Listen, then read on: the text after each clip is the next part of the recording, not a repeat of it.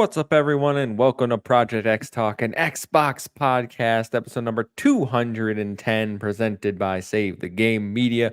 I'm your host, Kevin, and on today's episode, we're talking about Black Ops 6 boost in Game Pass. A studio has shut down, and Xbox is killing your avatars. But before we get to that and more, I got to introduce my co-host, JamPackSam. How you doing, buddy?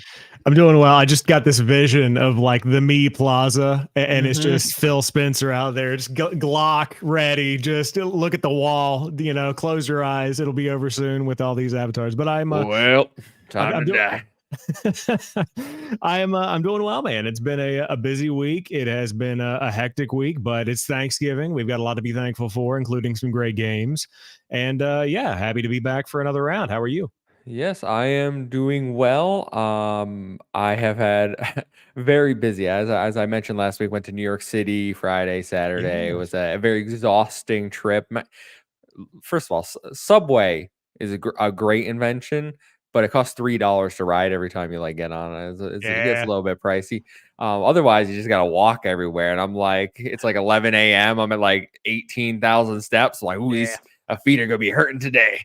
But no, it was good. Saw a Broadway play. Went to the Rockettes, which is like a Christmas musical show. Very festive, very enjoyable thing. But it was all for my fiance's birthday, so she as long as she had a good time, that's all that mattered. But then we had to babysit when we got back, and I hung out with a friend on Sunday. I was like, man, I have not had a day to just like do nothing in forever. Yeah, it's hard because I feel like I'm always on the go working on something or like having an event or whatever I've got to go to. And then occasionally I'll hit a Saturday where it's like, don't have to go to the store, don't have an event, don't have to like work on anything. And I just kind of sit there and rot. And I'm like, what am I doing? It just feels odd to me. But like in a good way of like, relaxation finally. Now the big question, did you see the Rockefeller tree? Was it up yet? Was it ready to go? So the tree is there, like physically there, but it's not I've never seen it like this. I've only ever seen it decorated. It had scaffolding just surrounding it. And then like I was like, oh, that's how they decorate it. I just assumed they got really tall ladders for some reason. This makes way more sense. Yeah. Well, hopefully that'll be decorate. Are you planning on going back anytime soon, or are you like, no, I'm good, thank you? No, I'm good. I don't like New York City. We did have dinner on a rooftop though, like a very tall building, and I was like, okay, this is pretty dope. This is cool. But no, I'm not a fan. I'm good for like 5 years if I don't go back. Yeah. Well, I'm glad you enjoyed it. I hope your fiance had a great birthday. Oh, thank you. Yes, I believe she did. At least she has. She hasn't told me she didn't. But wonderful. Tomorrow's Thanksgiving, which is why we're live on a Wednesday, everyone. So thank you for hanging out with us. This is Project XTalk. We are normally live on Thursdays right here on youtube.com/Save the Game Media, except. All right, a little upcoming housekeeping. Okay, next week, Thursday, completely fine. The Thursday after that, however, is the Game Awards, and we will be doing our annual Game Awards live react. So that's most likely gonna be a Wednesday or maybe a Tuesday, depending on what Sam's got going on in that episode that week. So just put that on your calendars. No X Talk. Well, you can come hang out for the live react, but I don't have the podcast for you. Yeah, which will be fine. We'll either talk about what we expect from the Game Awards or something like that. So I'm excited about that. But it's a fun time of year where who knows what the schedules are like, and the holidays fall on weird days. So we'll figure it out as we go. Oh yeah, when's Christmas? Christmas is a Wednesday. It's a Wednesday, so we're good. All right, we're good for Christmas. Sam Heaney is in the chat. Our British member of the team says, what is this Thanksgiving you speak of? I believe it's the day we celebrate not being a part of England anymore. That's not true, but that's what I'm gonna go with. I believe that's July 4th there. I think we get two. I think we get two now. I think that's fair. I also consider it the meal before Black Friday. I think that's really what the reason for the season is. That's the way that I've perceived it forever. Are you doing Black Friday shopping? Before we get into the actual show, are you gonna? I guess I could ask you on the post show too. But we can talk about it more in post show. I don't have anything that on my like gaming list that I'm seeking out to get. I have fallen into the habit of like my Christmas shopping is done on Saturday. Like I'm going to find you something and I'm going to buy it on sale. I don't care what it is. I'm going to buy it. I have fallen into the habit more of like buying equipment that I need. Like I bought a new camera thing that I've been looking at, and it was like normally $300 and it was like $220 or something like that. So I like do things that I need that are kind of like business expenses, but the days of me going through Walmart's $5 games and $7 games are gone, unfortunately. But I'll scope some stuff out. I've kind of got my eye on the MetaQuest 3S. I've kind Ooh, of scoped yeah. that out. Target's got a good deal. Luke's been hyping you up, huh? He has. The VR chat on the XCP Discord has definitely been getting me more invested in it. I saw Joey Ferris drop a video talking about how good Batman Arkham VR is, which Luke has also said as well. So I'm kind of like, maybe now with the AR VR timeline we're in, maybe it's now time for me to get a headset. So we'll see. Yeah, that's awesome. Maybe Cyber Monday might be. You know, I hear that's where Ooh. all the good deals are now. To be I honest. mean, I think that at this point, it's like the month of November. You can probably find a pretty solid deal. I also I have like some money that I set aside. I think I'm just going to get everything that I can for my PC. I think that's what I'm going to do is just order everything and then just have Hell a yeah. pile of stuff sitting until February when the 9800X 3D CPUs restock and before the tariffs kick in. I can go ahead and get that build done. Yeah, I heard that I heard CPUs were going up in price as GPUs are currently going down I in gotta buy price. it either way, man. It is what it is. As we know, the past month I've been struggling because I think my motherboard might be dying, Oh. and it's just like the draw from the 18 USBs that I have plugged into Hmm. this motherboard is like I'm tired, boss. Like that's the vibe that I'm getting from this thing right now. So sooner rather than later is the move on the PC. Yeah. Well, it's listen, sometimes I get in that mode where it's like I'm already spending this much. What's like a few hundred more, Oh, like 100%. Like Black Friday, that is my time to do that, where I'm just like, you know what? We've spent $500 on people's like all of the Christmas stuff that I've got. What's another 2K on a PC? Let's just round that's up at that comparable. point. Yeah. Round up $2,000. Yeah. All right. Well, let's get Uh, into the show proper. We can talk more about that on the post show. As I mentioned, this is Project XTalk. We are an Xbox podcast live every Thursday on youtube.com/SaveTheGameMedia. If you can't catch us live, post every Friday morning on your favorite audio platform of choice. While you're over there, make sure to drop us a 5-star review, Apple, Spotify. Just Google do them. I don't care. Drop it over there as well. If you want to support us even further, get early audio access to all of our content and exclusive bonus monthly shows, head over to patreon.com/SaveTheGameMedia. Choose the tier that's right for you, like our current Patreon supporters. So thank you to Fabulous Brianna, Brianna's mom, Brianna's brother, Lindsay, Nikolai and Knight, Cypher, Primus, Brendan Myers, Marcus O'Neill, Lillian, David Hotright, Dave Harp, the Xbox Expansion Pass, Alpaca Tom, Lee Navarro, Silkenit, Ellery Woods Parker the Third, Chad, and Rick Davis. Thank you all for your support. We appreciate each and every one of you. Couldn't do it without you. So we got a light news week. I'm gonna be honest with you. All right, we got some stories, but they're very all right. We before we get into that though, I gotta know what have you been playing, Sam, and why am I about to laugh at what you wrote in the doc here? I like how you've added an LOL. So in the doc verbatim for everybody listening, I said Black Ops 6, and then in parentheses, I said, I'm sorry. That's my Why life you now. apologizing? That's who I I, am. so we've talked on the show before how last week I hit this wall of like, okay, I know what I'm getting. Like I got tired of the Nuketown grind. I've been going and running the same routes again. It is what it is.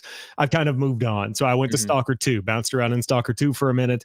I had a really good time in that, still going back to it. But yeah, let me tell you, double XP is now live in Black Ops 6. So you get double weapon XP, double progression XP, and they have brought back Stakeout 24/7 as well as Prop Hunt. So with all of those Prop thing hunt. combined, yeah, where you can like be a Yeah. guitar or what, yeah. So so all of that stuff is back. I started playing. I woke up at 3:30 this morning to get a solid 4 hours of As you Call of do. Duty in, As you as you do. do when you need to play Call of Duty and your life's busy. So I woke up at 3:30, played Call of Duty until 8, and yeah. So I've been back on the Black Ops 6 grind. I'm sorry. I want to play Veilguard. I want to play Stalker. My fiance has been playing Inscription all day, which looks really good. I've heard really good things about Inscription. Mhm. I want to play that, but how we talked about Balatro as well. Like there's so Yeah. many things I want to play, and then I'm like, ooh, dark matter camo, ooh, reticles that I can unlock and never use, and so I'm just like chasing the stick there with that with the old Black Ops 6. So that's the only thing I've been playing, quite frankly. That's so funny. Last week you're like, I'm out. All right, I'm done. And then he's like, but what? You're pulling me back in. And then now Just you're when I think just I'm out, they pull me back in. monster energy flowing through his veins. It is. Actually, I'm on Alani right now, and then I also Okay. had a Baja Blast earlier, so I'll probably have an early death, but it's worth it because the XP grind continues. Well, So I we're get that fine. holographic camo. Now waking up at 3:30. What time did you go to bed? So my fiance's work schedule is weird. A couple of days a week, we have to wake up at 4 o'clock for her to go to work at like Uh, 5. So I've kind of fallen into the habit of just like, you know what, I'm living on the 4 a.m. schedule. So I'll typically drift off. I will I'll do the old man, fall asleep on the couch at around 8:30. Oh wow. Okay. And so then I wake up at 3 because I normally get like 7 hours of sleep and I'm just wide awake and I'm like, well, I'm not just going to lay here. I have XP to get. So I just get up and brew coffee and get up at like 3:30 most days of the week at this point. Maybe 5. 5 is like the late day for me. So that's my life. Because in my mind, you were hopping in bed at like midnight. And you like put the controller down, hop into bed, close your eyes, and then just open them like 5 minutes later. You're like, well, time to get up again. See, I used to do that, but now that I've gotten older, it's like I just hit 8 o'clock and I don't have the mental capacity to like literally focus my eyes on a game. You know what I mean? Where it's just like you're just tired. Like I just can't do it. So I typically hold off on that, and then I just play my games in the morning whenever I'm the best version of myself. You Because Xbox comes first, then work, and then the rest of life. So I try to give my best version of myself to what really matters the most. Yeah, you know it's time for bed is when you're on your phone and then your eyes start going and your phone starts slipping. All right, time to Oh, see, put I this never bad boy even get down. that far. I can feel the brewing inside of me of like I'm getting a little tired, and then I look at my fiance. I'm like, you want to go to bed? No, my fiance ain't about that life. I'm like, oh, 10 o'clock, time to. She's like, all right, I'm gonna read for a few hours, and then I'm like, Oh, okay, really? Yeah. yeah, Well, see, yeah, typically it's like, hey, I'm tired. You want to go to bed? And then we go to bed, and she's like, I'm just going to be on my phone over here. And I'm like, okay, I'm going to be dead in 3 minutes anyway. So and I also sleep face down, like not yeah. in the Oh pillow, my but like god. I'm on my stomach, and then just like I have like an air hole that I can just breathe out of. So as soon as I hit the pillow, I'm gone, man. It's not even a question. I'm out. Exact opposite. I can only sleep on my back, See, straight up, just like I used to coffin. sleep on my back, and then my fiance was like, "Hey, you snore when you sleep on your back," and so she started physically rolling me over. Like she'll just grab me and then just like push me over like a dead body on CSI, and then I just wake up and I'm like, "Oh, why am I over here Where am I? Oh, now?" that's great. That's great. Well, you enjoy your slow descent into did I don't know degeneracy? I think is the Yeah, word I'm looking for. Yeah, yeah, yeah. yeah. That's I the word just I'm feel like I'm 12 again. That's where I'm at. uh, Sam, I've got an air hole. JamPackSam. I mean, yeah, put it on a t-shirt, man. Let's go merch. Our first merch says I've got an I've air got an hole. air hole, and then it's just me, just yeah. All right. Well, I will start with, and I didn't even include this on the list, but I did start playing Spyro Reignited Trilogy today. Oh I yes, have completed 4 or 5 levels, and it's fine. I'm not. Here's the thing. I don't know if I'm like this isn't as good as I remember Spyro being, and I've always preferred like Crash and other 3D platformers, or if it's just like I'm not in the mood for this right now. I yeah, really can't tell because like most of the levels I'm like, oh, you just run around, collect gems, breathe fire, and then like occasionally you got to like fly over a gap. I'm like, when does the platforming start? When does the game get here? Because right now it is very much like you have this little tiny closed area and you just run around until you collect everything and then you leave. And I'm like, okay. Um I'm gonna keep playing it. The achievements are very easy, which is kind of what's driving me forward, to be honest. Like each mm, level has like something to do in it for an achievement, and it's like light the bonfires in this level, or yeah. like do a loop de loop around this archway in the slime level. I'm like, okay, these are keeping me going right now. I don't know if that's enough to sustain me through 3 full games. Maybe I'll take a break in between one. I don't know how long these are, but Spyro is not grabbing me right now. Yeah, I want to go back to it. I have like vague memories of Spyro because back in the day, and I'm sure you can relate to this, whenever my mom was first getting me into games, it was like Jack and Daxter, Spyro, Mhm. Crash Bandicoot. Like that was kind of like the trifecta that she would always, Sly Cooper as well, the main four. And I just have vague memories of like the gliding where it was just like you had just enough gliding to get between two gaps and you Yep. land on like a platform you can't get. And then I remember the Mr. Moneybags guy that's always all about the cash or whatever, or the gems, I should say. So I want to get back to it just for the nostalgia, but I think that's where a lot of these remakes are coming from. I got an email right before the show about Legacy of Kain, Soul Reaver 1 and 2, and it's like it's in that similar kind of vein. Prince of Persia Sands of Time remake, like these are all just things Mhm. that are just nostalgia fueled.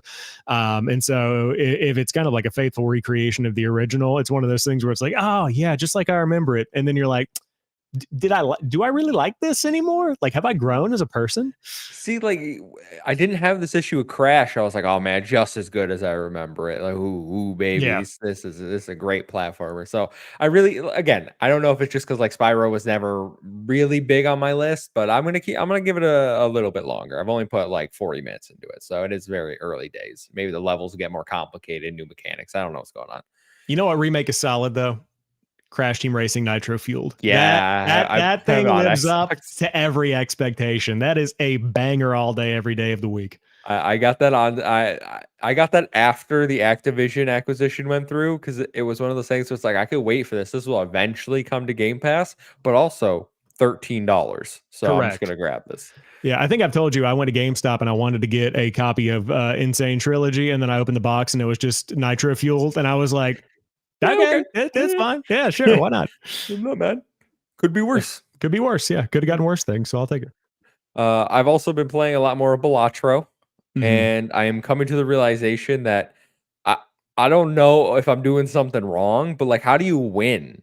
At what point do? Because like there is I have a no idea. achievement. It's like beat a run, and I got to like an ante that I swear was like or whatever they're called. Like it was like 60,000 points needed, and I was like, okay, I've been here for like an hour and 20 minutes doing this poker game. When can I win? And then I lost, and I was like, all right, I guess I just get to start over. That's my problem with like pure roguelites, like where it's like none of your progress actually like carries over. Like you don't get better each run. It Right. really does just feel like, okay, you're gonna do this and then you're gonna do it again, and then you're gonna do it again. And then like nothing is progressing. So like I keep playing it in between, like, oh, I got 20 minutes, I'll see how far I can get in a run.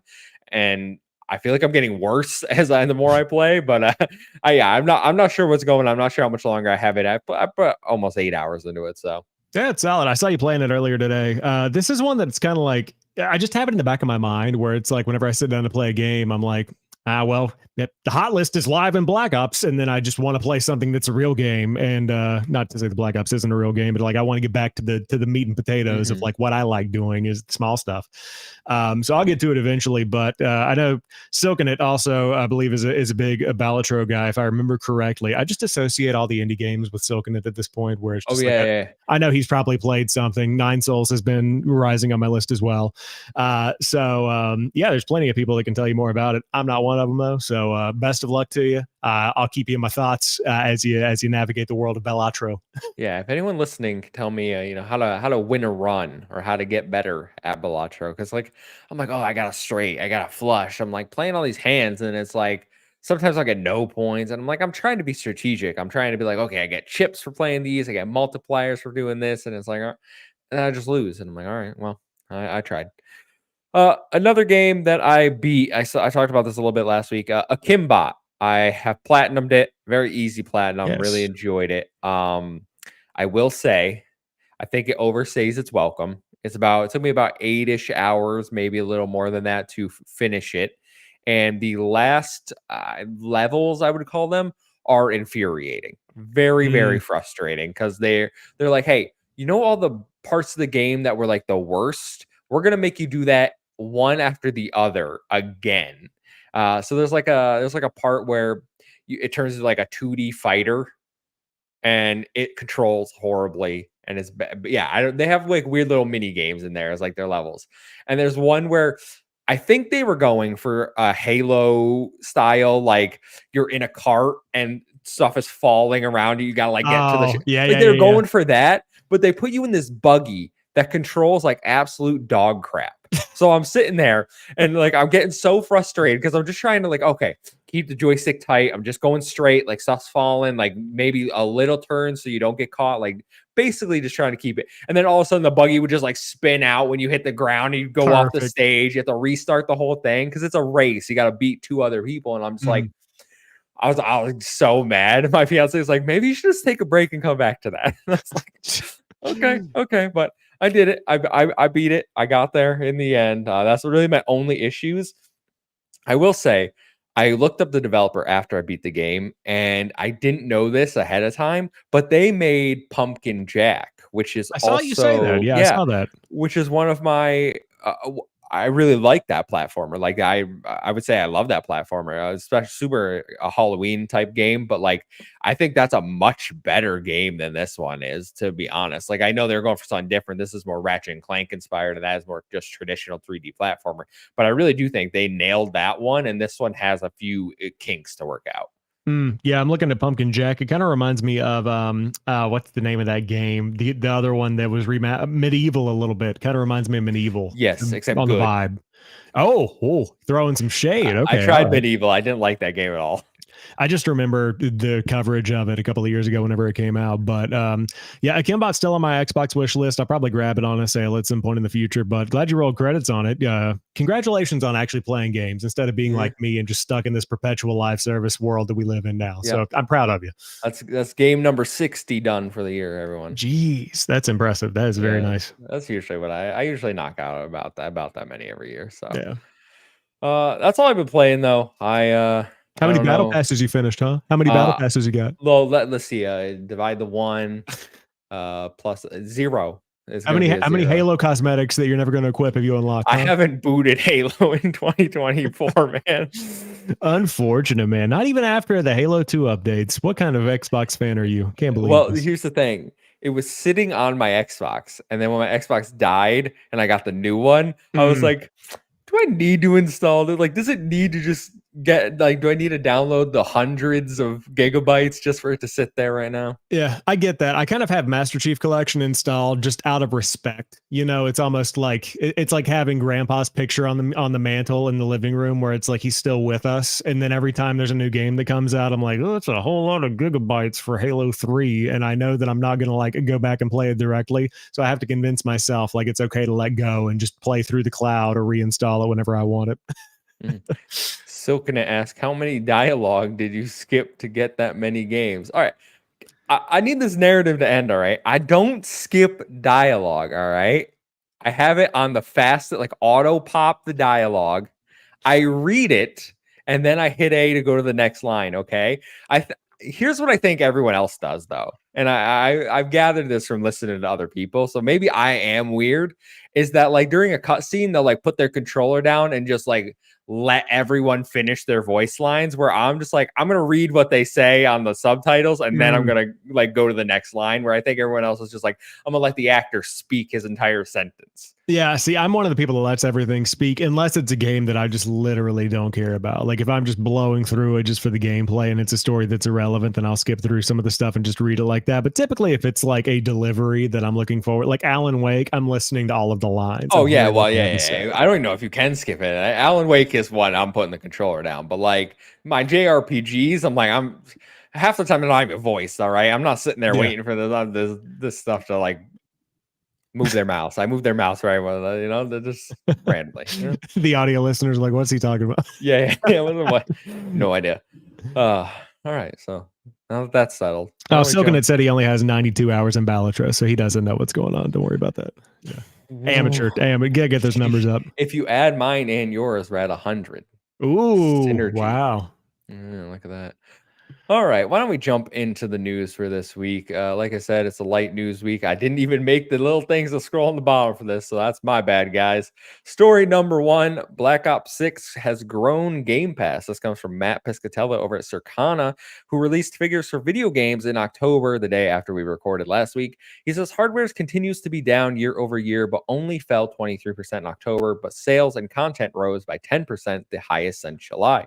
Video game content spending increased by 12% versus a year ago, fueled by console content, which was up 27% when compared to last year. Most relevant to Xbox, however, is Game Pass. Video game subscription spending has increased by 16% compared to a year ago, mostly fueled by Call of Duty Black Ops 6.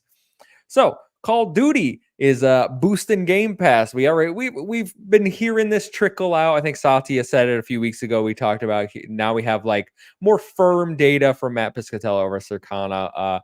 Seems like this Game Pass and Call of Duty isn't the failure everyone expected it to be. No, I mean, I think that it's a really good sign. I know that there were other numbers that came out about how 82% of copies sold for Black Ops 6 were on PlayStation as well. So it's not necessarily something that's cannibalizing the existing user base they'd already had. I mean, that doesn't seem out of the realm of the figures that we had seen last year for the console split with Modern Warfare 3 or the years prior. Mm-hmm. So it's, I mean, the way that I read this is that this is the machine that they wanted to build now fully functioning, where Game Pass is growing by nearly 20%, which I think is impressive. Now you could round down if you want down to 15%. Either way, double digit growth for Game Pass, fueled primarily from Black Ops 6, or maybe it's the Spyro trilogy, who knows? But fueled by Black Ops 6. And I think that it's a very interesting discussion to have, because in the comments that I've been getting on videos where I talk about the success of Black Ops 6, where it's the highest Call of Duty in terms of matches played, total players, and hours played in history, like it is literally the number one Call of Duty now. All the comments are like, well, that's obviously because of Game Pass. And I always want to reply, and I'm like, you're saying that like it's a bad thing? Like that's the intent. Mm-hmm. It is now getting more people playing. It is now getting more people that inevitably are going to be buying the battle passes and whatnot, and getting involved in that ecosystem and get excited about the next game. So it's making new fans while also not losing its old fans that are on PC or PlayStation or whatever. So I see this as a huge win. And I don't know if people were expecting it to grow by like 30 or 40%, but 16% I feel like is good, because like I said, you don't break the machine, you just add more to it. So what's your take on this? How you feeling about Black Ops and the impact? I think a lot of people expected this to be this will drive console sales, and we didn't see that with Mm-hmm. Xbox. The consoles did not. I mean, they weren't as bad as they were previously. They did go up, but they're still down year over year overall. But I think going up 16%, or as a JamPackSam rounding 2016%. It's a throwback to the beginning of the show. But no, going up 16% is a good metric. Like that is the kind of growth you're looking for. It's not astronomical. I don't know. Well, I guess no, we would need to know the previous, but it's not astronomical, but it is a good sign that, hey, big game releases can sell well on other platforms and boost your subscription. And then, as you said, once they're in there, that battle pass, those microtransactions, I would love to know, was it the Vault Edition? Is that what's called? There's the Black Cell, The Black upgrade. Cell. Yeah, I would love I to think it know is how. called the Vault Edition, but it comes with the Black Cell. So Okay. yeah. Yeah, I would love to know how much that sold, because we knew the Starfield Premium $30 pass, like that was one of like the year's best selling things that they put out there. And I would want to know if Call of Duty is following a similar trend to that. So for me, if I'm Xbox, I look at this, I'm like, okay, we're reaping all the benefits of PlayStation, and our ecosystem is benefiting from it. So like I do not see a negative in this scenario. Yeah, no, I don't either. And I think that we talked last week about how the Black Cell upgrade or the Vault upgrade, the $30, improvement for Black Ops was the number one seller on the Xbox store. So people are clearly upgrading. Um, and I think that it's only going to be going up from here. I think we're hitting the point in the Call of Duty life cycle just about a month after release now, where you're starting to get the weird skins, and the people that are still playing the game are the people that are going to be very invested in it going forward. And there is very little drop off compared to like what I've seen with Modern Warfare 3, at least just anecdotally in public conversation. Like if I'm still playing and I'm me, I feel like that's saying something as a jaded Call of Duty player for me to still be invested in this. I think a lot more people are. So I think the stickiness of this game is going to keep it not only profitable, which it'll always be profitable, it's Call of Duty, but like it'll be making more money longer because of how good the game is. I really think it comes down to like it really is a unification of like it's a good game at the right time, and it just happens to be under the Xbox ecosystem now. So I think it's a huge win, like you were saying. Yeah, I'm really curious to know when those collaborations for Halo, Doom, Gears, as we talked about a few weeks ago, those start dropping. What the engagement looks like then? Do players of those games kind of like, oh, I'll go check out Master Chief and Call of Duty? Do you, Yeah. if nothing more for like fun, like it's cool. Like that's Fortnite's whole business model, right? Yeah, and I think Fortnite is the pinnacle example of what Call of Duty could be doing. And now that Microsoft has ownership over so many things, there literally are no holds barred against what they could and couldn't do.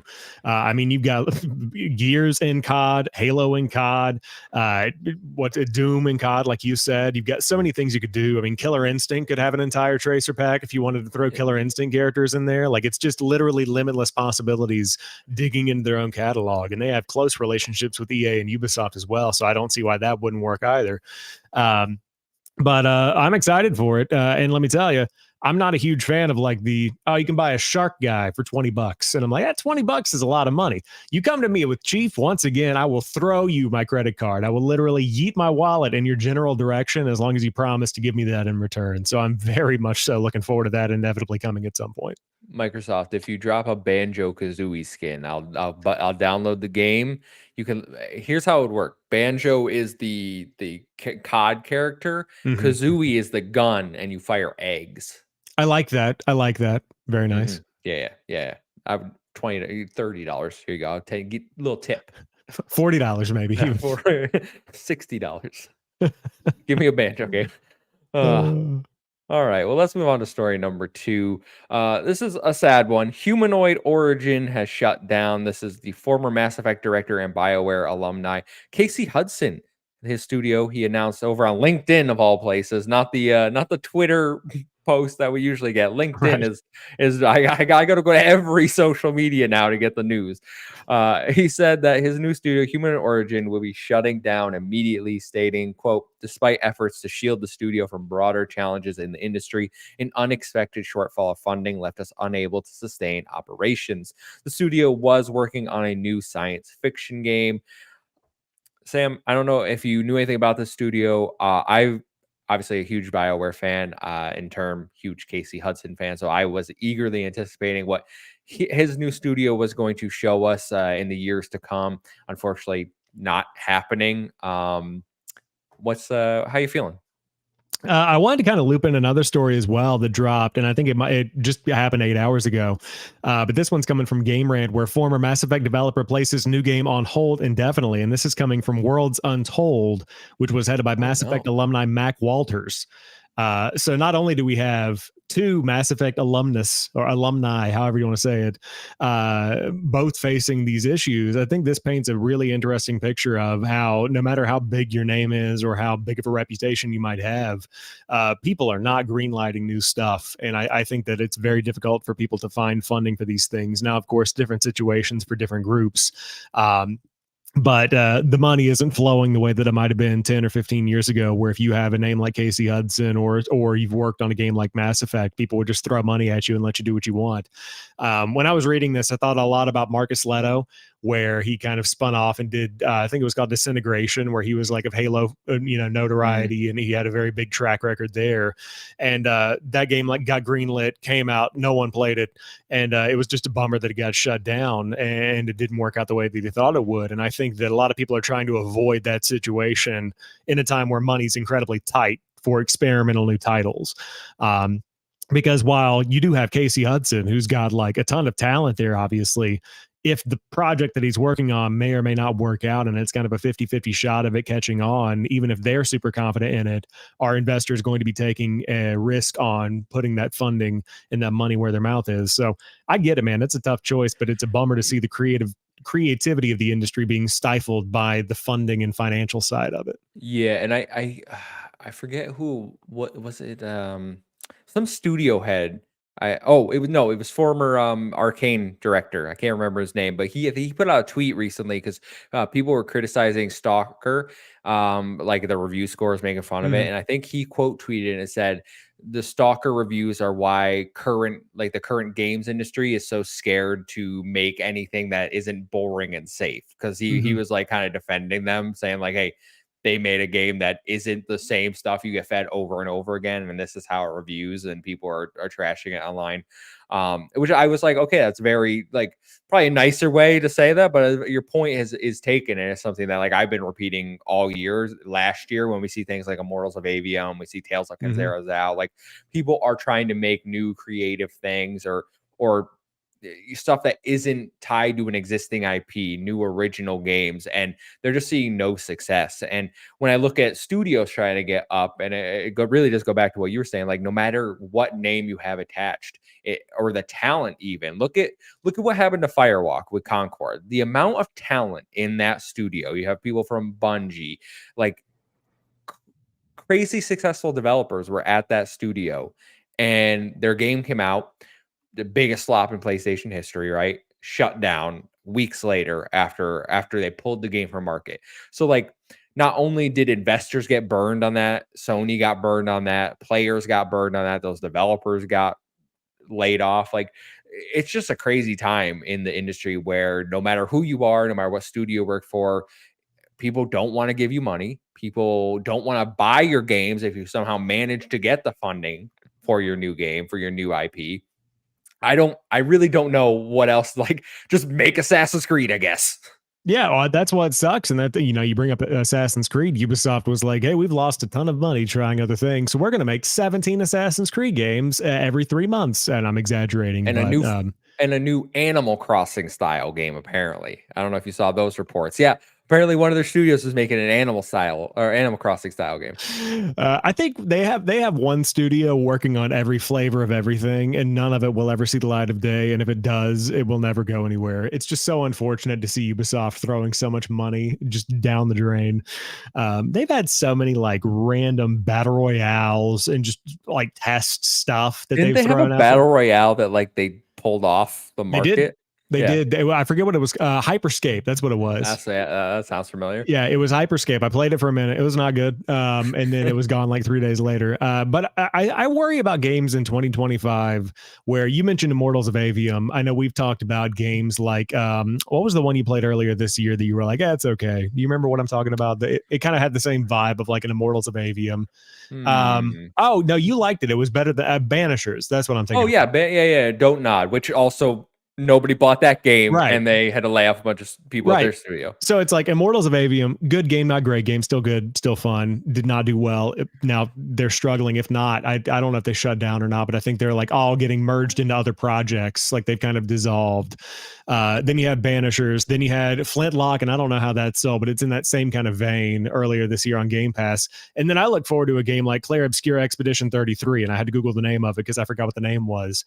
Looks phenomenal. Phenomenal, yeah. Game of Looks the like year. a I'm like, oh, this could be a game of the year contender if it comes out and Yeah, hits. it looks super good, but I think it being on Game Pass is going to give it a boon because if you're just somebody that's got, I've got $50 a month to spend on games or $70 a month, maybe like that's on the high end, and you're looking at something to buy, are you going to go for Black Ops 6 or spending more money in that thing that you're familiar with? Or are you going to go for a game that you've never heard of that has a weird name and it looks good, but you don't know? I don't think the people in this economic world that we're in are willing to take a risk on something that they aren't confident they're going to get their return on. Hmm. And that's difficult because this could be a great game and all these games could be great. But people don't know they're great until they try them out. And you've got to have that word of mouth or that excitement around it. And so many games just don't take off because they can't get that traction. Yeah, well, I think I see Nissa in the chat saying they're playing Banishers right now and liking the beginning. Yeah, Banishers is an interesting one for me because that's a game that got delayed out of 2023. Was that this year? Did that come out this year? It Yeah. got delayed into February, and again, February was a much worse time for that game to come out. Got overshadowed by basically everything else in the month. It reviewed well. I think it was sitting at like an 80. So like an 8 out of 10 is not a bad game compared to like I think Immortals is lower than that. Flintlock's lower than that. It just goes to show you that like people really are like, hey, if your game isn't a 9, I'm not even going to pay attention to it, which I think is such a poor mindset to have as a consumer because there are games across the spectrum. Like I've played 5s I've had fun with. I think like 6 in general is probably like okay, Once you get below that, maybe Mhm. do some research, wait some patches. But like 6 to 8 range is all fantastic games that I think deserve an audience, that deserve some form of success. There's too many games that cost too much, and consumers don't have the time, they don't have the money, so they have to choose. And it sucks that in their mind, well, I'm going to stick with the safe option. Yeah, and they 100% are. And I would think even like looking at the review situation we've got, and I made a video a couple of months ago talking about how reviews are just inherently broken because a 7 is perceived as middle of the road. We talked about this on the show, and like technically that should be 5, but I like anything that, blame I blame the US grading system. I don't know if we've yeah, talked about this before, because yeah. they're like, "Oh yeah, you need a 65 as passing," and I'm like, "That's not how review scores work, though. It's not. You're not getting an A, B, C. Like it's not." Ugh. Right. Yeah. No, I totally agree. And it's like if I see a 7 in my mind, like and this is coming from me, I'm not going to buy that on day one, even though it's a 7. Like I know that it's a 7 and I can probably wait, so I have a good time with it. But it's like if it anything that's a 9 or above, I'm like, all right, I'm there on day one. I'll give you my $70 with tax, and like I might get the Supreme Ultimate Edition or whatever it might be. And I would say even the same thing for 8 with like a depreciating, potential there depending on how busy I am. But like 7, I'm like, all right, I'll get it in a couple of months. Sounds like a good game. And I think that's where a lot of people are, where if they can save some cash, like I'm looking at Banishers now, it's half off on Steam.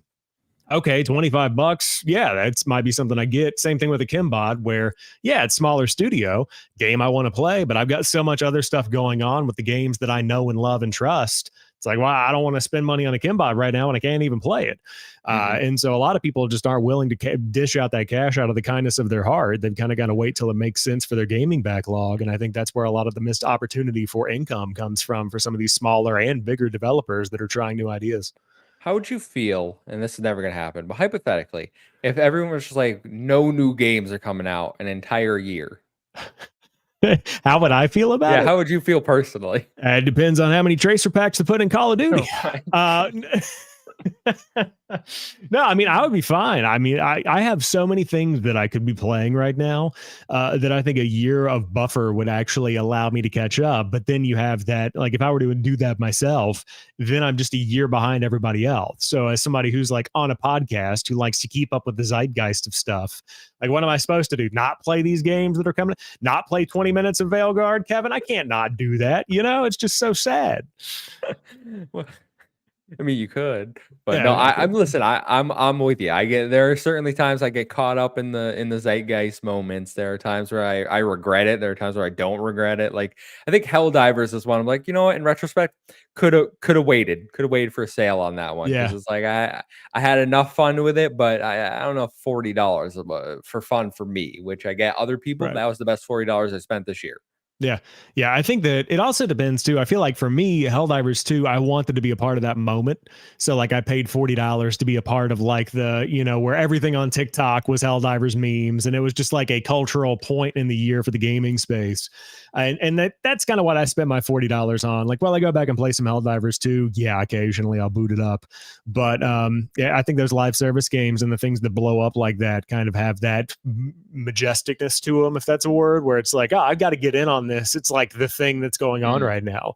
mhm. And some of those moments last longer than others, but like Silent Hill 2, you got in on that. No one talks about it anymore. Yeah, I was gonna Came and say went. that really. I forgot that game came out for a while, and I was like, Oh and yeah. I feel like I expected more Game of the Year or Game Award nominations for it. Like I know it got some, but like I was like, the way everyone was talking about this for like the when it came out, I was like, I thought this was gonna be a thing, like Resident Evil 4 remake getting like some recognition, and everyone Yeah. doesn't seem to care anymore. I know that we have our Game Awards discussion on Sunday that's Yep. coming up here as a crew, but Pal World got 0 nominations. Again, you could have told me that game came out last year, and I would have believed you. That's how long it feels like that game has been out. Like I guess it's technically still early access, so maybe that's where they're like, you can't get nominated. I have no idea what the rules are, but it's like you're telling me Pal World, the game that's like top 5 of all time on Steam, didn't get nominated for like best indie game. That feels crazy to me that you're totally snuffing them.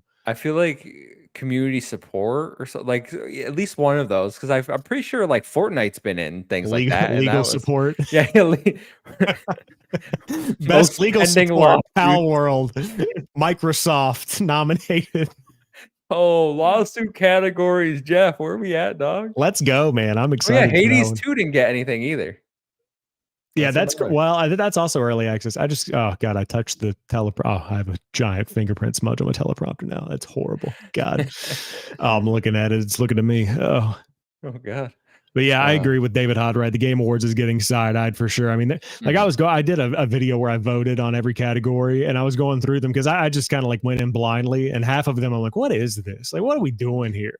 And then I get to the esports and content creator section, and I'm like the SpongeBob thing of like, who are these Yo, I was people? literally about to say Patrick under the rock. Who are you people? Yeah. Yeah, I have literally no idea. I was like, I know Faker. That's the only Yeah, one that no, I that's know. exactly the same. And I don't even know if we're gonna do those ones on Sunday, but to be completely honest with you, we I might just skipped skip them. I was those. like, Yeah, we might just skip I'm those. not informed enough to know. And then it's like best what was it, accessibility options. And I'm like, I have no idea. I just play games. So I was like, I'm gonna kick that Yeah, over to the knowledgeable crew.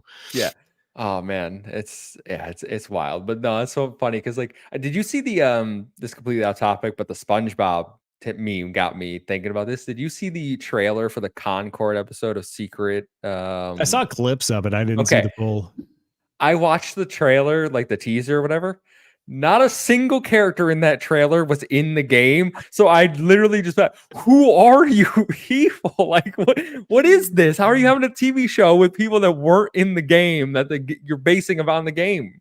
I think that it's hilarious because you're the only number one, you're the only person I've heard talking about the Concord episode of Secret Level. Number two, I think you're the only person I know that would know these characters weren't in the game. So I think everybody else is like, oh, Concord episode. Like they don't even know who these characters I are. was looking, I was like, all right, where's Starchild? Didn't see him. I was like, where's Haymar? Didn't see him. I'm like, where's Lennox? I'm like, the face of Concord. He's gotta be in there. Didn't Yeah. see him. I was like, are they like hidden? What's going like it just looked like some random dudes on a ship. And I was like, okay, all right. Interesting. Yeah, I need to. I do want to watch that because the episodes look phenomenal, and I want to support that. So I will. That might be my only exposure to Concord, other than talking about how badly it flopped. So we'll see. We'll see what happens with that one. Hopefully it's better than the last Amazon show I tried to watch, which was Like a Dragon, and that show was horrible. Was it? I saw it got Yeah. nominated for best I adaptation, have which no. When I saw that, I was like, they're literally just taking the only 5 that must have came out this year because that show yeah, was god awful. yeah, and I was like, Laura Croft it has a Netflix show.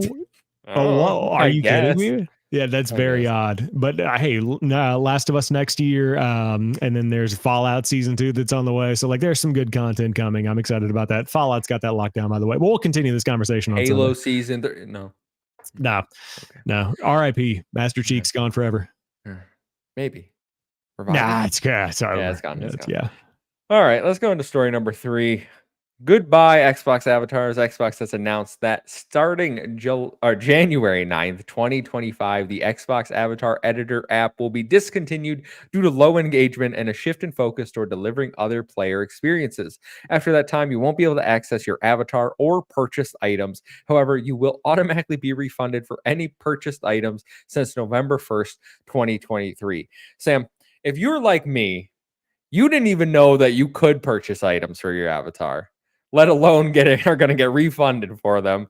I have not touched my avatar in about when did the Xbox One come out? 11 years ago? About 11 years. I think I made my avatar and it's just kind of been that since then. Yeah, I believe that I went in and I started toying around with it at the beginning of the Xbox Series X generation, and I like changed my background and I updated to where like I still had all the stuff that I was wearing from like my Xbox 360 days. So I had like cargo shorts and Converse shoes on, and I was like, all right, we gotta get rid of that stuff. So I switched over to like a standard UNSC hoodie and then a pair of jeans or whatever for it. But like I don't think about it, and I think that you have made this situation happen, like if you're Microsoft, where much like Threads, where they're like, why isn't anybody using custom feeds? Probably because you don't show them to anyone. So in the I didn't same know way that that was a thing. like no one's using avatars. Why aren't they using avatars? Probably because they're not in the UI anymore. Like if you actually made it a part of the experience, it'd probably still be popular. You might make a little bit of money on like custom stuff or earnable in-game cosmetics or whatever. But Yeah. like, why would I use this when I don't? It's not part of the social experience anymore. Yeah, remember when I used to play games and I would get achievements and those achievements would give me cool little avatar items that I Right. could put on like Guilty Spark flying around my head or like Sick. there were cool things that were tied to achievements. You would get custom art for like backgrounds or like profile Mhm. pictures. And then Xbox One, they were like, yeah, we're not doing that anymore. All right. We know you guys are having a lot of fun with this, but here's some, you can put a flannel shirt on. All right. Yeah. Maybe a ball here in the background will roll around, but that's kind of it. Yeah, and to be clear, I was, if I remember correctly, the 360 avatars remain because some games depend on them. So if you're looking at like 360 connected ventures, that depends on having the avatar. So the old stuff is still around. Ah. It's the 2015, I think, revamp of avatars and above that are officially going away. And to be fair, those looked weird anyway. So I think that the old ones are going to be sticking around. But like, hey, if you're out there and you're like, oh, thank God, I can continue buying stuff from my avatar, don't blow money on it because it will die. So like you're just throwing it into the abyss. So just keep that in Mhm, mind. mhm. Yeah, David, I know flannel shirt is the hotness. All right, my guy's got a True. flannel on. That's how you roll. That's how That's you where it's roll. at. Yeah, Well, RIP Xbox avatars. You will not be missed because no one knows about you. it's true. All right, these last two kind of broke right before we went live. Forza Horizon's PS5 port has apparently been delayed. This comes from Insider Gaming, who reports that known leaker, I'm putting that in air quotes because you should take it with a grain of salt, Xtasis, said that the PS5 port of Forza Horizon 5 is ready to go, but was delayed in the summer for an unknown reason. We talked about Forza Horizon 5 potentially going to the PS5 a few months ago at this point. Mm-hmm. And then I think it was right before Games because everyone expected that to be the announcement, and then it was Indiana Jones instead coming in the spring, and now this person's coming. No, it's still happening. It's just delayed. So I'm a little like, I don't know how much I believe you, but also like, okay, if it does, that's cool. Enjoy Forza. Yeah, this is one of those ones where I'm like, I would be shocked if it didn't. You know, I think that's where I'm at with it, because there isn't really something in that vein on the PlayStation side other than the Crew Motorfest that fills that gap. So I think that out of anything in the existing product catalog that Microsoft has that could still generate additional revenue on the PlayStation side, Forza Horizon 5 has a lot of potential because people could just buy the DLCs, buy the game, and have a good time with it. So I would actually like to see this one come because it just generates more hype for Forza Horizon. And then beyond that, like, would you want to see, and we've talked about this before, Forza Motorsport come and then go head to head with Gran Turismo? So like that's a different conversation. But I think it's good to go when you're ready. I do think that you don't want to have too many things moving over too quickly because that'll freak out the Xbox hardcore fans. I say on the Xbox podcast that to listen to by hardcore Xbox fans. So, you know, you get Indiana Jones coming in like the February to March timeframe. Probably wouldn't be the best look to say like at Gamescom, Forza Horizon 5 is coming to PlayStation in November. And then 3 months later, you drop another one of your big exclusives that Mhm. literally just came out. So I would imagine you're probably not trying to make people too skittish. And also, I feel like this feels like a summer game for me. Like whenever it came out, I know that I think it was later in the year, but It I was could in easily see November. this being Yeah. like a yeah, it was. I could see this being like a June game for PlayStation, where it's like, hey, Forza Horizon 5 available today, and then boom, there it is. So I hope that it comes eventually, but I'm not worried about it coming or going either way. I think it'll land eventually whenever the time is right. Yeah, I just go back to obviously Phil said no red tape, and if this has been in the works for a while, that makes a lot of sense because I feel like Forza Horizon 5 has kind of hit the threshold it's gonna hit. Like I'm pretty sure it has over 30 plus million players across Xbox and PC. So like it's a very successful game already. Why not try to add to that? It's the same exact model we saw with Sea of Thieves, right? Like we're Sea of Thieves, like we got 40 million, let's bring it over to PlayStation, Mm-hmm. get a few more million, get some more money. Like that is the perfect model for these types of live service games, these games that online connectivity, multiplayer. Like you want to see, first of all, if I log in to my Forza and I see people on PlayStation on my, like my friends list, like, oh, there's their ghost cars or whatever, like that's cool. Like who, I don't understand who Right. would have an issue with that. Yeah, I don't understand it either. And then I also want to call out 40 million players Oh actually. wow. Yeah, it hit 40 million in July. But yeah, I'm just really excited about the future where I don't have to worry about where people play and like I'm just playing the game with them. I think that's a beautiful thing about modern Call of Duty is like, hey, you're on PlayStation, I'm on PC, you're on Xbox. Doesn't matter. Do you have an Activision ID? Let me add Hmm. you. And then the PC guy just shits all over everybody. But it's a good time either way because I don't have to worry about having a PC or being in one feed or another or whatever. So yeah, more of that and more games, less platforms. Love that. Big fan of that. Yeah, I saw a rumor that was going around that Xbox is working on getting every game to be play anywhere, and I was like, "Yo, I know this is literally one person said it online." And I was like, okay, if that's true, phenomenal. I'm not going to hold my breath because that seems like a ridiculous thing to tell Yeah. every third party publisher, hey, when they buy it on our platform, you're also giving them a PC copy. I don't know how much they would like that.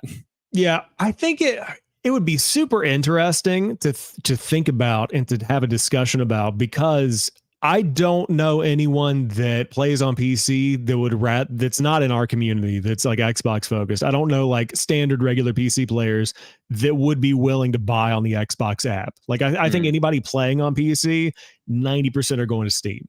Yeah. And so I think that like, will that actually cannibalize that market?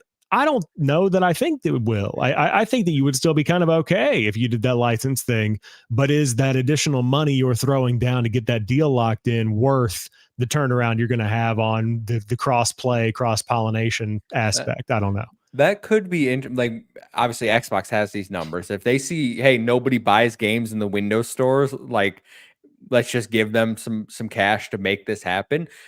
That maybe that is the case. I don't know because I like you said, I know literally nobody that goes to the Windows store, the Xbox app, or wherever you want to buy the games through the Microsoft store on your PC to get it through Xbox and that Play Anywhere feature. I can't even get people to open the Epic Games Store. All right, I'm like, hey, you should play Alan Wake 2. They're like, you can go f yourself. Yeah. Epic Games Store. I'm like, it's just a double click away. They're like, Steam or die. Yeah, that's how it is. I do think that, and again, we're taking all this with a grain of salt because it's coming from some random guy online that I just heard about through you. But if Xbox is making a Steam Deck competitor, let's say that that's a PC in disguise and it runs on like the Xbox app for Windows PCs or however they want to compartmentalize, because it makes sense that they would make some kind of like custom package the same way that Steam OS works. Like they would just compartmentalize Windows and make it run PC games. Maybe that's where the Play Anywhere thing comes in of like, hey, if we're doing this handheld thing that's effectively a PC, people have got to be able to play Game Pass games anywhere and in general buy their games in the Xbox ecosystem. So we've got to make it work. I think the kind of forcing themselves to do that, that's where you could see that kind of technology come into play. I could easily Oh, see that that would happen. be awesome. Like a whole revamp of the whole Xbox store across Yeah. PC. Like that'd be awesome. I don't know if it'll happen, but I would just be cool if it did. All right. Mhm. Be a whole Speaking lot cooler if you did. Good old Dazed and Confused reference. Speaking of stores, Xbox's mobile store has once again been delayed. This comes from Xbox President Sarah Bond, who states, at Xbox, we want to offer players more choice on how and where they play, including being able to play and buy games directly from the Xbox app. I recently shared our ambition to unlock these features first with the Google Play Store on Android devices in the US, while other app stores adapt to meet consumer demands. Due to a temporary administrative stay recently granted by the courts, we're currently unable to launch these features as planned. Our team has the functionality built and ready to go live as soon as the court makes a final decision. We are eager to launch and give more choice and flexibility to players. Yeah, I think back to what Tom Warren tweeted about or posted about on Blue Sky and Threads. I think where I think it was him that said this is going to this is an Xbox campaign Hmm. is going to make a whole lot more sense very soon. Yep. I'm very curious if there had been rumblings of like, hey, November, what's today, 27th, there's going to be an announcement made about this store that's going live where you can buy games on Android. And then all of a sudden they were like, oh, can't do that anymore. So maybe this is the statement they wanted to put out before the rumors started rumbling and the reports started coming out.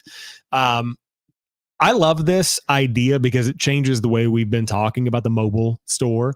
Because I think that whenever we think about Xbox getting involved in mobile, you think about Candy Crush and like the acquisition from Activision Blizzard and whatnot. This kind of changes the framing of that. Not that we weren't thinking about this, but to that, this is an Xbox. You can now buy a game like Balatro or Balatro. Still don't know how to say it a week later. You can buy the game that you want to play on Android, stream it through the cloud, and it is now effectively an Xbox by definition. That's what this is. You can buy and play your games on it.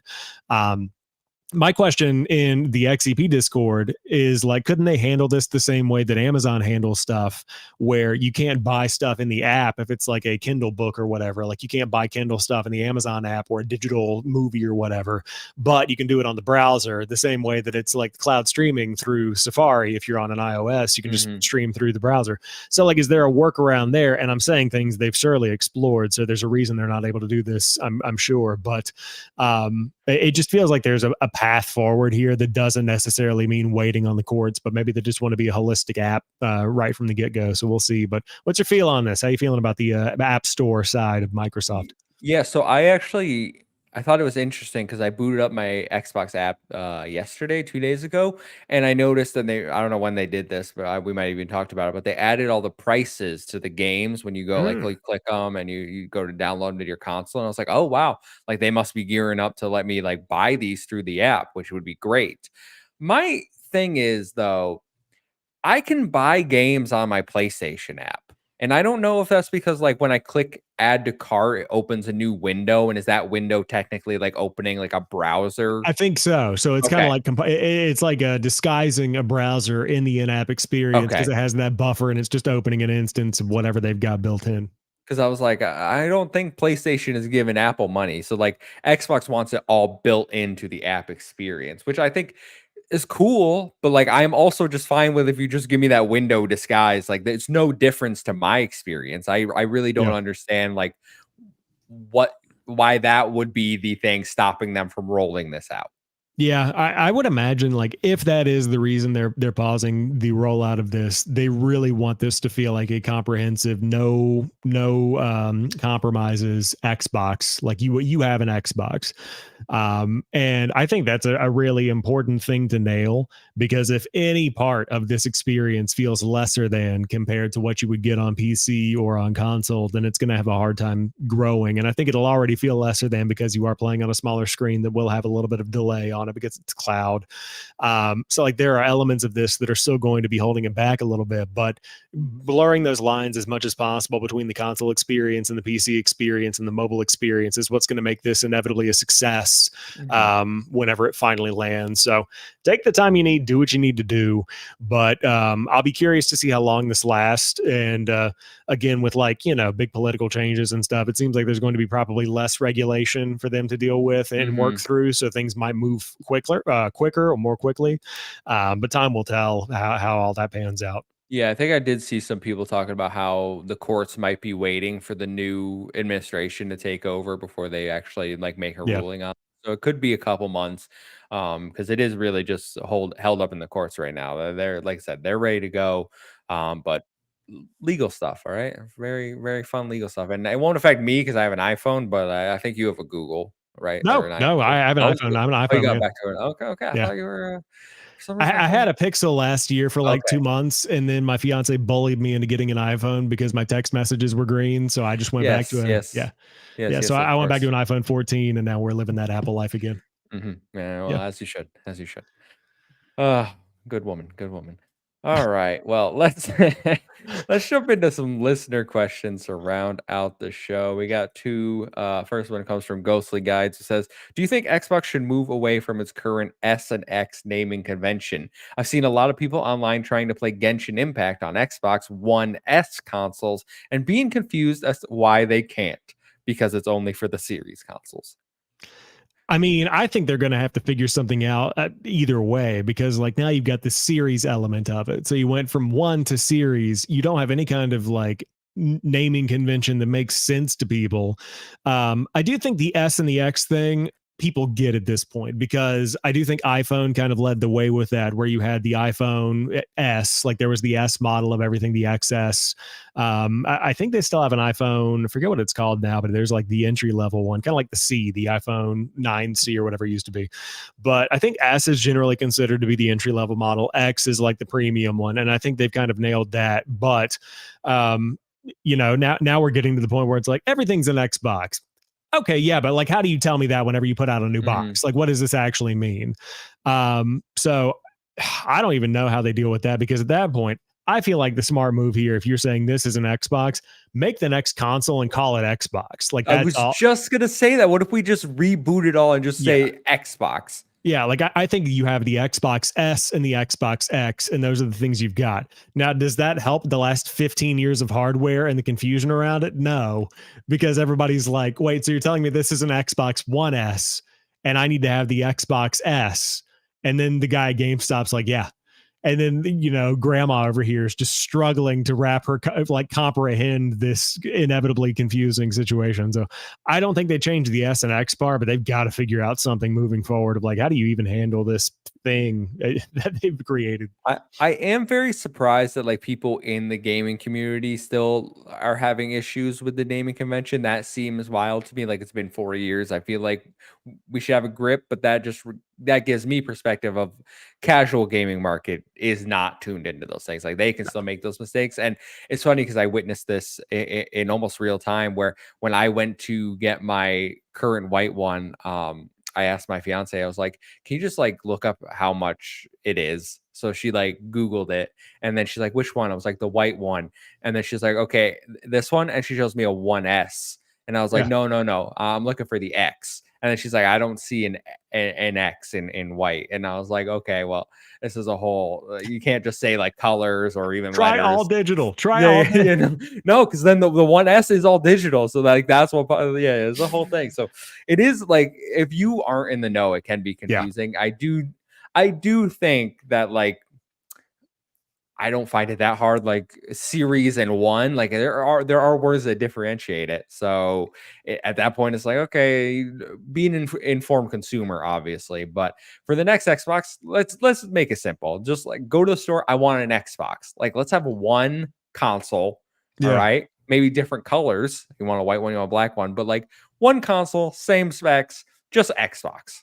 Yeah, I think it'll be interesting to see if they do like if it's the rumored handheld, if they go Switch route and they've got like the handheld thing that coordinates with the console or whatever. Like I think if you have a definitively different design for two different tiers of the Xbox, then that makes it simpler.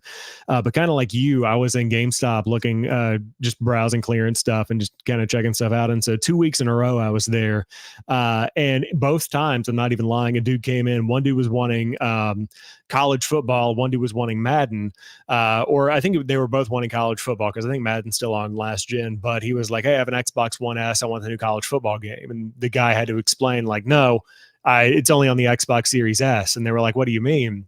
And Mhm. so they had to explain, like, well, the One S is the one that's older. It's got the disk drive in it, and then you can also get the Series S that's just digital. So you have to buy it digitally. So we can't even sell you that here, but we have the console here if you want it. And it's just like this. Clearly, this dude's just sitting there, and it's like eyes rolling in the back of his head because it feels like in the way that they explain it, Microsoft's nickel and diming people for this upgrade. When in reality, like homie, you got a 10-year-old console. Like it's time to let it go. Like you got to put that thing off life support and move on with the world. But people just don't like hearing that and having to have that explained to them. Yeah, I don't think people have that difficulty with the PlayStation. Like, oh, that's PS4 is the older one, PS5 is the newer one. Makes when you Right. say, oh, it's only on the PS5. Oh, that makes sense. It's a new one. Yeah, I get that. Instead of oh, we got 17 different models over here. All right. Yeah. Yeah, it's an issue, but I don't think it's one that can't be resolved. No, Not and this then gen, unfortunately, but right, and then I think people look at their phones as well because like I have an iPhone 14 and I can play Genshin Impact on that, and then you can also play Genshin Impact on the iPhone 16. So it's like when people especially look at a game like that, I think they're even like, okay, so why doesn't this run on the one? Because it can run on my phone. So like, what's up with this next gen exclusivity? to be fair, we have seen a lot of that from Japanese developers where they're only developing for the series consoles this gen Mm. because the Xbox One just didn't sell in their market, so why would they bother? You Yeah, know? I mean, it makes sense to me to just totally leave last gen behind because we're now going into 2025. Like, I mean, this is a console that came out in 2013, brother. Like, it's been 11 years. You've got to get on going. You've got to move on. That phone is more powerful than the Xbox One. No, 100%, without a doubt. Yeah, absolutely. And to David Hodright's point, Microsoft's marketing as a whole is too unclear. And I think that you've seen that with the way they've struggled to even describe what games are on the box art, where you've had like okay, well, you've got this design, but people still bought these, so we've got to redo it. But then people are still confused here, so let's do it again and make it very clear. Now they just gave up and put art on it, and they're just like, whatever. If you buy it, you buy it. You If you're wrong, you're figure it wrong. out. Yeah. So it's been a struggle for them this generation, without a doubt. All right. Well, last question comes from Luke Lore, a friend of the show over at the Xbox Expansion Pass. Says, I demand a comment on Starfield Shattered Space. Should we be judging it via the main quest or the overall package? It was a letdown regardless. LOL. And this is in a direct response. He called me out on XCP the last week, and I don't know if everybody's listened to it, but he said he took offense to me saying, I rolled credits on Shattered Space after like 4 to 5 hours, and it was bad. He made the point that like Shattered Space is not just the main quest, but the side quest as well. And here's what I'm gonna say, Luke. I think games in general should be judged primarily on the main quest. I think the side quests can be additive, but I don't think if you have a bad story and good side quests, that doesn't make a good game. If you have a good story and bad side quests, it can still be a good game, in my opinion. Like I put way more weight in the main quest, and I know there's some good side stories in Shattered Space, not many from what I actually did, but the main story was bad in Shattered Space. I think the main story of Starfield's actually really good.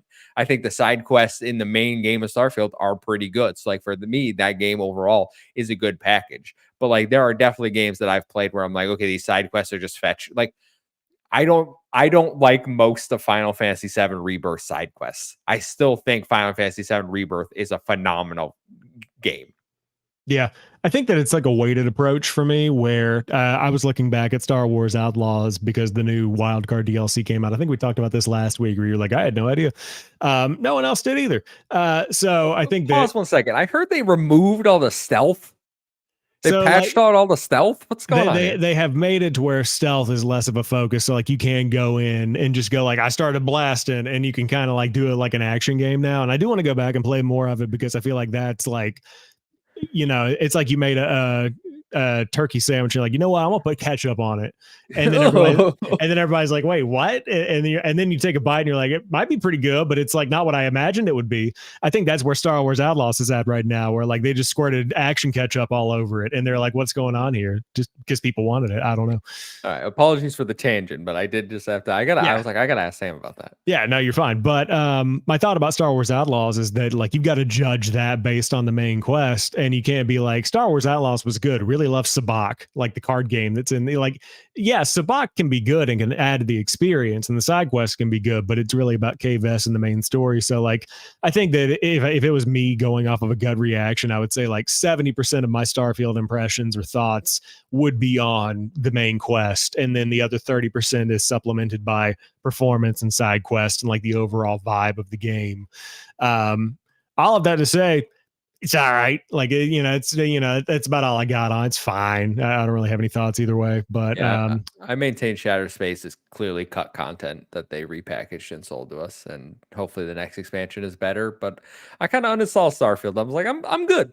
yeah, I saw that they added. I mean, I know that, that I'm a Greg Miller kind of funny aficionado fan or best friend or whatever you want to call them. But I know he's a huge Starfield guy. And he was talking about all the mods and like there's a new vehicle you can get. And like, again, it's on the backlog a little bit to be able to go back to it, but it's such a big game. I have fun when I play Starfield. It's like I enjoy it. But like I just don't have the time to pour into it whenever I mean I haven't even got to play Veilguard yet. Do you want me to go back and do the same thing that I've done for 60 hours in Starfield or however long I've been in there? No way, dude. Yeah, you could do the same thing for 60 hours in Veilguard. And Right. 60 hours might be conservative the way everyone else seems to be playing the game. I roll credits in 35. I don't know what everyone else is doing, but Well, you skip all the dialogue, so. And on that note, everyone, we will wrap up the show. Thank you everyone for hanging out with us in the chat. I hope you all have a happy Thanksgiving. Sam, before we leave, where can everyone find you? Yeah, you can find me at JamPackSam on TikTok, YouTube, Instagram, Threads, Blue Sky. I'm over there now as well. And I've got a lot of cool stuff coming. I've got a lot of reviews coming up for things that I've been playing around with. And over the next couple of weeks, we'll have cool stuff that maybe if you want a stocking stuffer, you might want to check the channel. I'll have a couple of things dropped in the weeks ahead. But as always, you can find me here potentially Wednesday, sometimes Thursday, depending on the holiday season. And it's always a pleasure, my friend. Absolutely, absolutely. You can find me at the Muffin Mon everywhere on social media, literally everywhere. Well, the current ones. I also made a Blue Sky for Save the Game Media. It's at Save the Game Media over there. It's at Save Game Media over on X if you're still using that platform. No Threads account for that. That's too much. I'm not making a whole Instagram. That's Boo. the whole thing. Follow us over there. Stay up to date with all of our latest content. Come join the Patreon. We're doing our Game Awards predictions exclusive episode this weekend, so everyone can hear that. And then please, in a few weeks, come join us for the live reaction. Love to see everyone in the chat as we freak out about some hopefully awesome announcements and get mad about some people winning awards they probably don't deserve. But until then, we will see you next week. Goodbye.